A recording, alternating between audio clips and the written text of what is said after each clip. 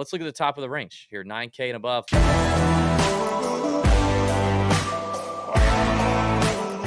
Very few guys in this range. Tony Finau, Hideki, and Sung J M all in the 10,000 to 10.5 range.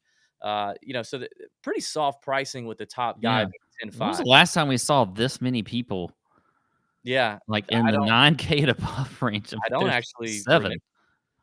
remember. I think people are going to gravitate. They're going to first gravitate towards Davis Riley, and I'm guessing Sahith Theegala. The only fear with Sahith is the dude's played a lot of golf, number one, and he's coming over from the Open. Did he play? I don't remember. Did he play the Scottish? No, he didn't play the Scottish. He played the Deer. Yeah, he did play. Yeah. Okay, that's right. So he's played. So he's played the Travelers. He's played the Deer. Then he went over to Scotland, played the Open all 4 rounds. Now he's coming back. So I mean, it's week 4 for the young guy, but it's something to think about. I think. I mean, I think it's a great course for him because the fairways are kind of generous. He can spray the driver a little bit, which is usually his issue. He can't spray it too much because there's a lot of water hazards out here on TPC Twin Cities. But in a birdie fest, I'm tempted by Sahith. I just think he's going to be chalky. So quit distracting each other in the chat. Jeez. Sorry. So I think Riley I think Riley for sure is going to be the name everybody's going to. It'll be interesting to see what his ownership goes to. What do you think Davis Riley's like? I think it's possible that at some point in the next couple days we could look at ownership projections, and at some point Davis Riley could be touching like 27 to 30%. I think that's how giddy folks will be to play Davis Riley at 9K. Yeah, I think Davis Riley's just going to have a ton of ownership, which may end up putting me off of him. I mean, I think he seems more of a bet candidate to me than actually DFS. I think Maverick McNeely is a good play here in the pivot play in this range. He hasn't. I feel like he had all this early season momentum, and a lot of us were talking about him and whatever else, and he's kind of cooled off a little bit. But if you just look at like his recent form and everything else, it's not bad. With the top 10 of the John Deere, T16 playing over at the Scottish Open. He's had a top 15, I believe, here before. Well, he's T16 last year. So I think Mav McNeely is going to end up being the good sort of pivot play from an ownership standpoint if you want to, unless you just want to eat the chalk on Riley, which he's still going to be a good play, I think. But if you are looking. Yeah, I mean, you talked about Mav's great play, which he went on. Then he kind of fell off. Like we were all kind of going, okay, is he going to bring it back? Then at the Deer, he brings it back with a pretty hot putter, but gained a lot of strokes off the tee. Played well at the Scottish, and then even last week, you didn't mention this. I mean, but at the Barracuda, he finished 9th. Yeah. In a scoring event, a Stableford event where you got to score. I mean, here's the deal: like in a ownership thrown out the window, I would rather have Davis Riley. You mentioned him as a betting candidate. I've already bet him outright. I think he, in fact, we did the Monday morning first look show this morning, which if you're not tuning into that every Monday morning, you need to. I did it early, anticipating we'd have some withdrawals at the top of the field. But when I started the show, actually right before I started the show, he was 28-1. That was the best number you could get him. When I started the show and I hit his name, I think he was at 26. And I was like, that's a done deal. We're pounding that 26-1. We hit that now. Before the show was over, it was a 30-minute show. Before the show was over, he was down to 24.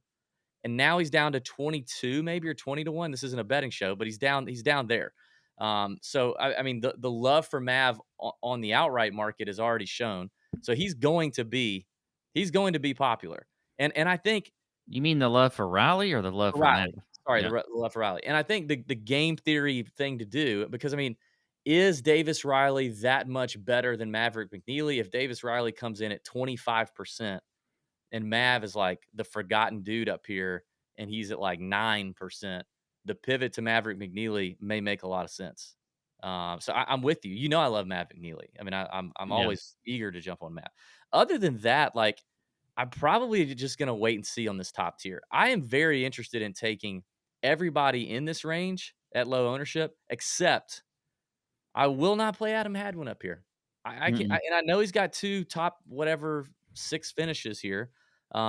Is it 6? Yeah, he's got a 6th and a 4th. I just don't.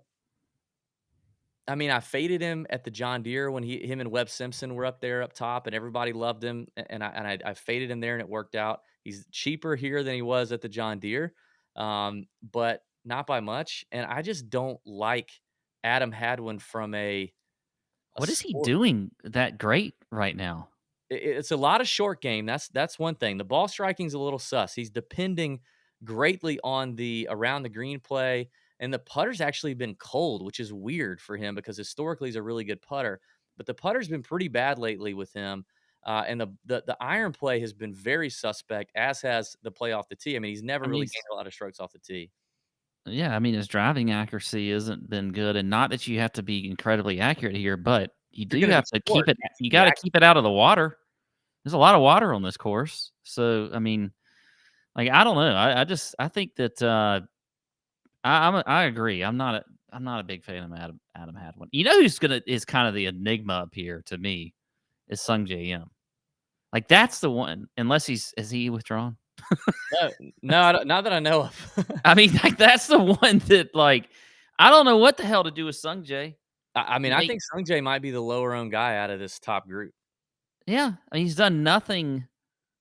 I can't even believe he made the cut in the Open, but I mean, he finished DFL when yeah. he did. So I mean, I just but there's like if you saw like a 5% Sung J M, I think you play that. I do too. I agree. I think you play that. I mean, Yeah. the miscut at the Genesis Scottish and the 81st place finish at the Open, you could kind of. I mean, this is so different than the Open. Like, this is going to be such different golf. It's not Hell, even close. hell, if they're like me, when I came home, I was like, oh, this kind of golf is easy. Like the golf Yeah. over here is easier than the golf in Scotland. So, maybe those guys come back home and they're like, man, Sung Jae gets here. And he's like, oh, dart throwing competition again. Yeah, I can do that, and he Oh, does. wait, I don't have to hit it sideways out of a bunker? Yeah, Okay, cool. yeah. So, I mean, I think that's what we got to do. We got to watch out for this top tier and see what's up.